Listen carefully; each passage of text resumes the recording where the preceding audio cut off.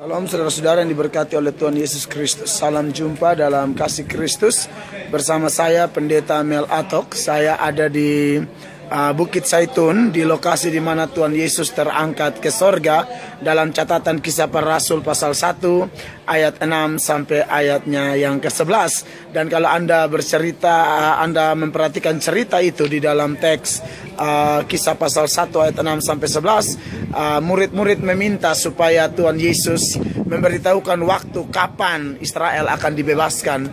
Tetapi Tuhan Yesus berkata bahwa untuk waktu itu, saat itu kamu tidak perlu tahu, tapi kamu harus tunggu di Yerusalem sampai Roh Kudus turun di atasmu. Dan Alkitab mencatat saudara-saudara bahwa memang kemudian Tuhan Yesus terangkat ke sorga, dan malaikat berjanji bahwa Yesus yang terangkat ke sorga juga akan kembali dengan cara yang sama dalam pengangkatan gereja. Jadi pesan saya sebagai hamba Tuhan, sesuai janji Tuhan kepada murid-murid dalam Kisah pasal 1 ayat 6 sampai 11, persis di lokasi di belakang saya yang ada gedung semacam Ka'bah ini, karena dikuasai oleh Islam, maka dibikinlah bentuknya seperti masjid.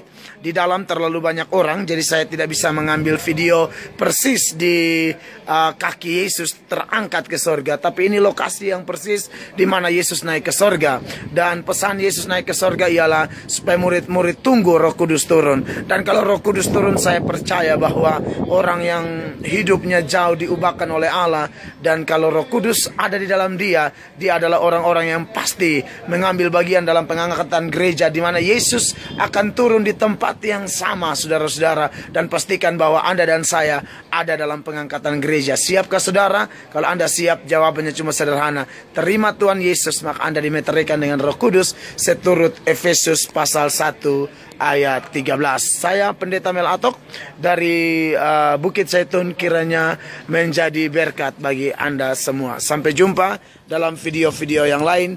Tuhan Yesus memberkati. God bless you.